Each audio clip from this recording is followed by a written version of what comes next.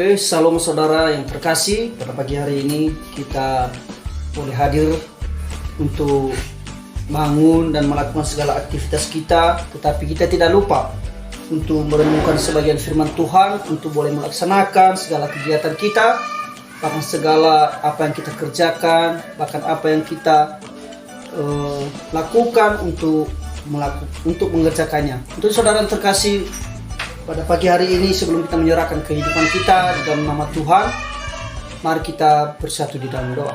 Bapa di surga, saat ini kami akan merenungkan sebagian dari kebenaran-Mu. Kiranya Tuhan Yesus perlengkapi kami, sehingga kami boleh menjadi anak-anak Tuhan dan menjadi pelaku dari kebenaran firman. Dalam nama Yesus kami berdoa. Baik saudara yang terkasih, firman Tuhan yang menyapa kita pada pagi hari ini terambil dari Mazmur ayat 37. Mazmur 37 ayatnya yang ke-27 sampai ayatnya yang ke-29. Baik saudara yang terkasih, saya akan bacakan bagi kita dan mari kita renungkan bersama-sama. Ayat yang ke-27, jauhilah yang jahat dan lakukanlah yang baik, maka engkau akan tetap tinggal untuk selama-lamanya. Sebab untuk mencintai hukum, dan ia tidak meninggalkan orang-orang yang dikasihinya. Sampai selama-lamanya mereka akan terpelihara, tetapi anak cucu orang-orang fasik akan dilenyapkan. Orang-orang benar akan mewarisi negeri dan tinggal di sana senantiasa. Nah, Bapak Ibu Saudara yang terkasih, firman Tuhan mengajarkan kita pada pagi hari ini bagaimana kita seorang yang percaya pasti Tuhan tidak akan pernah meninggalkan kita dalam persoalan kita. Dan kita juga perlu bertindak dalam hal itu. Nah saudara yang terkasih, tema yang saya bagikan bagi kita hari ini yaitu tak pernah ditinggalkan. Nah Bapak Ibu Saudara yang terkasih, sesuai dengan ayat-ayat yang kita bacakan saat ini, dan saya telah memberikan tema bagi kita, yaitu tak pernah ditinggalkan. Bapak Ibu Saudara yang terkasih, dalam nama Yesus Kristus, memang ada saatnya di mana kita pernah menghadapi situasi-situasi sulit yang menyebabkan kita merasa sendiri, merasa sepi, merasa ditinggalkan dan tidak dipedulikan. Itulah yang pernah mungkin kita rasakan dalam hidup kita. Baik ditinggalkan oleh orang tua yang mulai diserang oleh sepi, dan tatkala anak-anaknya sudah berumah tangga dan tidak lagi tinggal bersamanya. Dan itu yang pernah mungkin kita rasakan dalam diri kita. Kita ditinggalkan oleh anak kita karena ingin menjalin rumah tangga yang baru dengan istrinya. Bahkan anak kita merantau, bahkan keluarga kita meninggalkan kita. Dan itu adalah sesuatu yang mungkin berat kita rasakan ketika ditinggalkan oleh sanak saudara kita, orang tua kita, bahkan semua orang yang dekat dengan kita. Untuk Bapak Ibu Saudara yang terkasih dalam nama Yesus Kristus, dan kita juga mungkin pernah, anak-anak juga pernah merasakan menjalankan hari-harinya dengan penuh luka hati yang terus membekas karena ditelantarkan oleh orang tuanya, karena orang tuanya tidak peduli dengan dia, bahkan orang tuanya tidak menganggap dia sebagai anak. Nah itu saudara, mungkin itu perasaan yang sakit yang mungkin kita rasakan yang paling dalam sebagai anak-anak Tuhan. Tapi yakin Bapak Ibu Saudara, anak-anak Tuhan saat ini, Tuhan selalu bersama kita. Tuhan berjalan bersama kita. Bahkan sekarang ini mungkin ada istri yang harus menanggung hidup yang teramat berat, membuat menangis sepanjang malam karena ditinggal atau dikhianati oleh suaminya. Dikhianati oleh suami tercintanya pergi dengan wanita lain. Itu adalah masalah-masalah di dalam keluarga kita. Mungkin yang berkeluarga pernah mengalami hal demikian, ditinggal oleh suaminya, bahkan ditinggal oleh suaminya. Itulah yang terjadi, yang sering mungkin kita alami di dalam hidup kita masing-masing. Tapi Tuhan punya tujuan dalam hal demikian. Allah punya makna untuk menjadikan kita pribadi yang kuat, pribadi yang terus mendekat kepada Tuhan. Nah Bapak Ibu Saudara yang terkasih, contoh di atas ini menunjukkan bahwa rasa sepi atau merasa sendiri dapat melanda semua orang, tanpa terkecuali, baik orang Kristen, baik orang yang tidak percaya, baik orang yang beragama lain, pasti akan merasakan namanya kesepian, merasakan namanya kesendirian. dan tanpa mengenal usia dan status, terlebih-lebih ketika kita diperhadapkan pada masalah berat, tidak ada seorang pun dapat menolong kita. Tidak ada seorang pun datang menolong kita. Dalam keadaan seperti itu, dalam keadaan yang berat seperti itu, terkadang kita mencari kenyamanan sendiri. Nah, Bapak Saudara yang terkasih, kenapa kita harus mencari kenyamanan sendiri?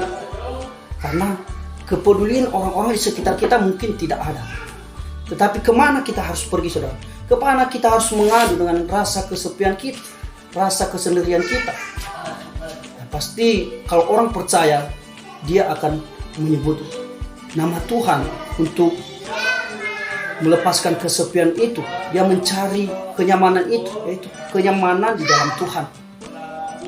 Dalam situasi seperti itu, sikap mengasihi diri sendiri muncul dan kita pun mulai berpikir, Tuhan telah meninggalkan kita dan tidak lagi peduli dengan keadaan kita.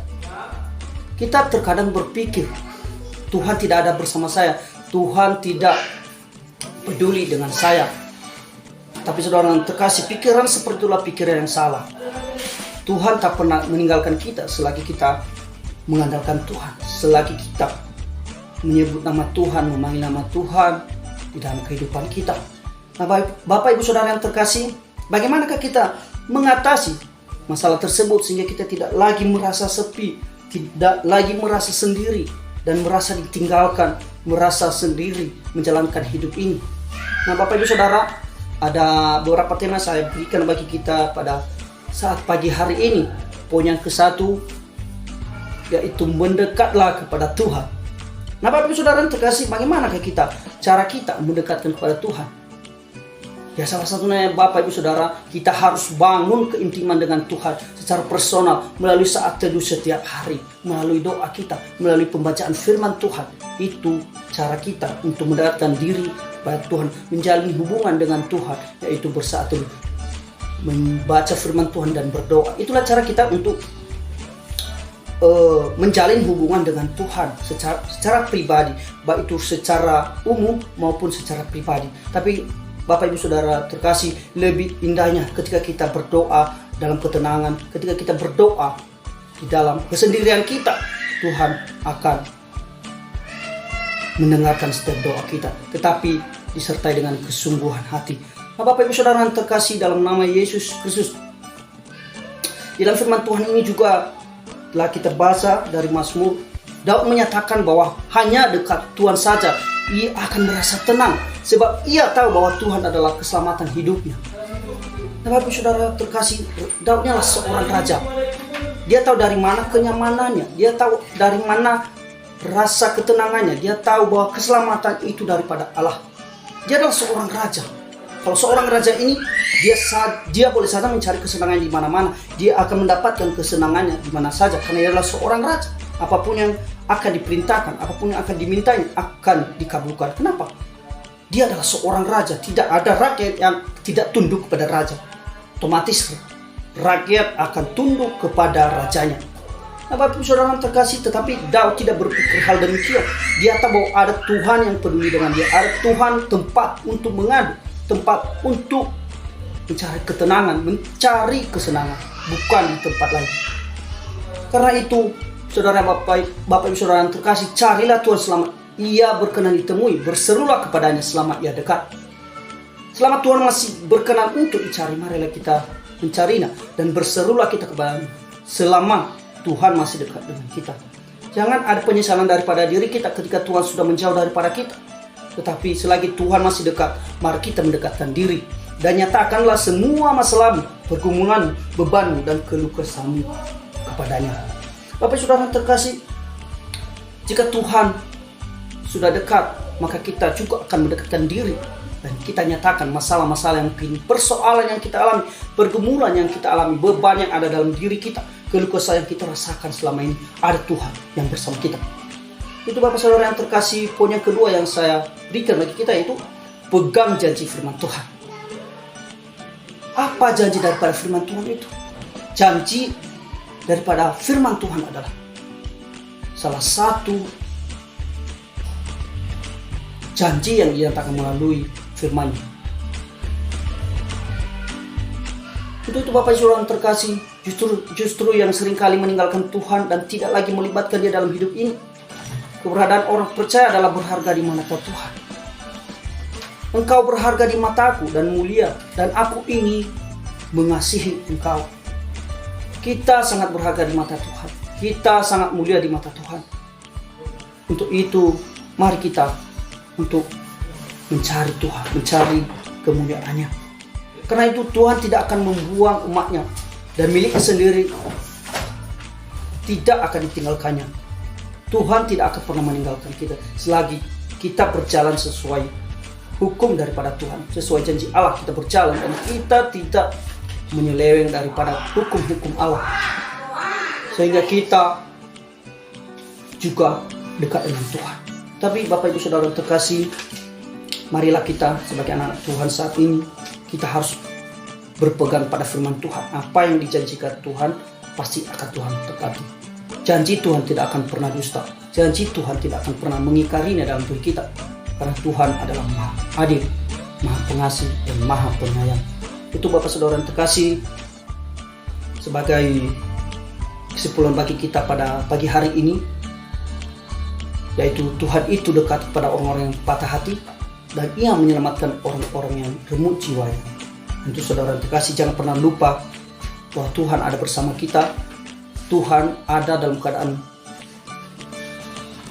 kesedihan kita, dalam keadaan apapun yang membuat kita jenuh, yang membuat kita ragu akan penyelamatan Tuhan. Tetapi mari kita sadari bahwa Tuhan ada selalu bersama-sama dengan kita, baik di dalam ketenangan, kesenangan, kesedihan, baik di dalam hal apapun Tuhan ada bersama kita.